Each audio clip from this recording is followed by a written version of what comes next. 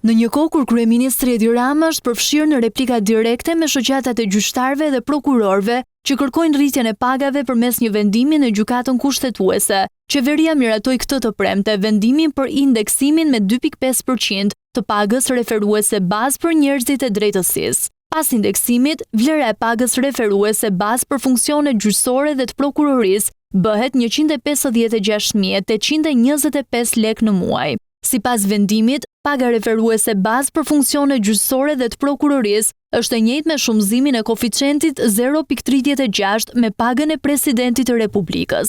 Po ashtu është indeksuar edhe paga e presidentit, po në masën 2.5%. Pas indeksimit, vlera e pagës së presidentit bëhet 435.625 lek në muaj. Qeveria miratoi gjithashtu përditësimin e strukturave të pagave për kategori të tjera të administratës publike, përfshirë Gardën e Republikës, Policinë e Burgjeve, koordinatorët kundër korrupsionit, punonjësit mbështetës dhe specialitetet e ndryshme në administratë, si dhe personelin e sistemit shëndetësor. Vendimet hynë në fuqi pas botimit në fletoren zyrtare dhe i shtënin efektet financiare nga data 1 janar 2026 dhe do të përballohen nga buxhetet për institucionet përkatëse.